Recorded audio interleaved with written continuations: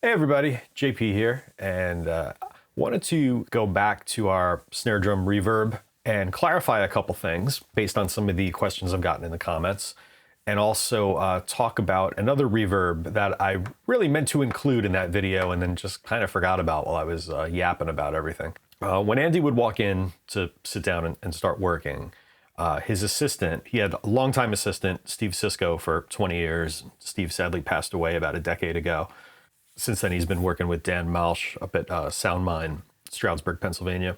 But anyhow, when Andy walks in to start a mix, everything is laid out in a particular way by the assistant. It's kind of what we would refer to as a session template these days. Only back then, somebody had to show up early and set everything up. So basically, besides the PCM 70 tiled room, he was also using the Lexicon 480L, which is a dual engine reverb with a little remote, the Lark remote that sat on top of the console. And one side of that would be his vocal reverb, usually a plate or whatever the song called for. The other side was a chamber. And for that, we are also going to use Valhalla Vintage Verb again. And I've got a little sort of custom program there. But it's based on one of the chamber presets. I forget actually which one I started with. It might have been small drum chamber. But I tweaked it. I know I tweaked it to get the decay right for this song and kept the pre-delay short because especially on a fast song, really with any drum reverb, you kind of want to keep the pre-delay a little short unless you're going for a special effect. But anyhow, this chamber reverb is really meant for anything you need to put into the same space. So I've got a little bit of kick drum going into it.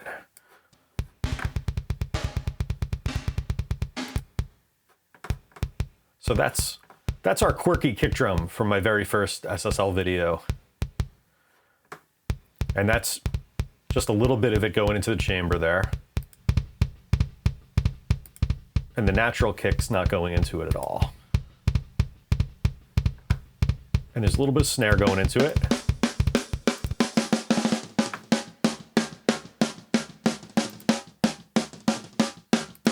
Just a little bit. Nothing compared to our tiled room.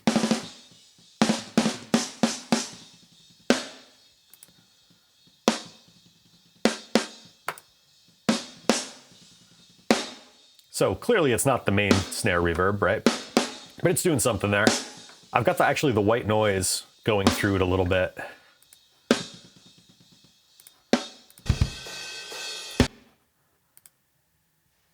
Just a touch there. And I also have a little bit of the return of the bass symphonic effect that we went over the other day.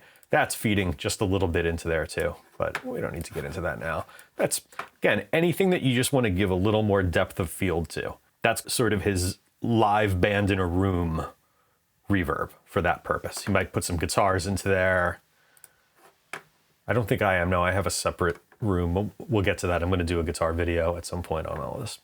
But the other thing I wanted to go through was the snare drum routing. From our original snare video,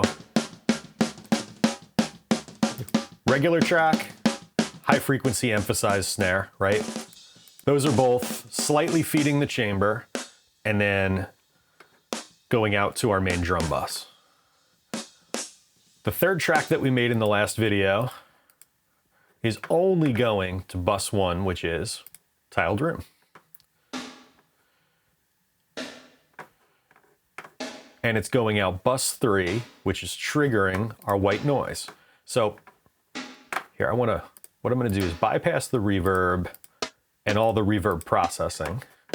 So that's our gated, super tight gated snare. That's the way it sounds, but it's only being used to trigger that tiled room reverb. It's not going to the mix at all. And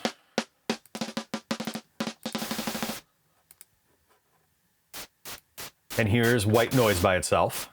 Actually, that's really the white noise by itself without the harmonizer on it.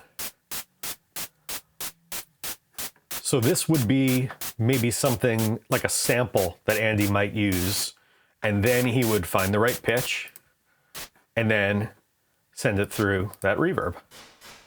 And then whatever processing you know, he'd want to add to the reverb. Like we're adding the Shep 73 and a little more harmonizer there.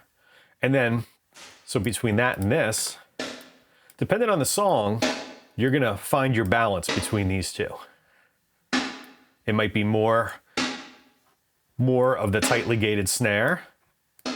It might be more of the white noise. All depends on what the drums call for in your particular mix. That's the kind of thing you can't really give a rule. You can't really say use 50% of this, 50% of that, or whatever, because it just varies. It's going to vary every single time. And it's tough to emphasize that, but it's the truth.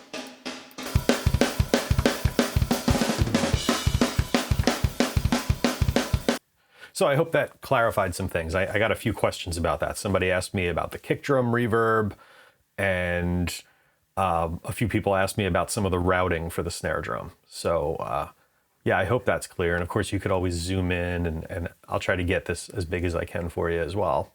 I just wanted to get this out quickly while it was on my mind. I will be back with more stuff. I'm gonna try to get one done before Christmas. If I can't, I will definitely have something for you the week between Christmas and New Year's.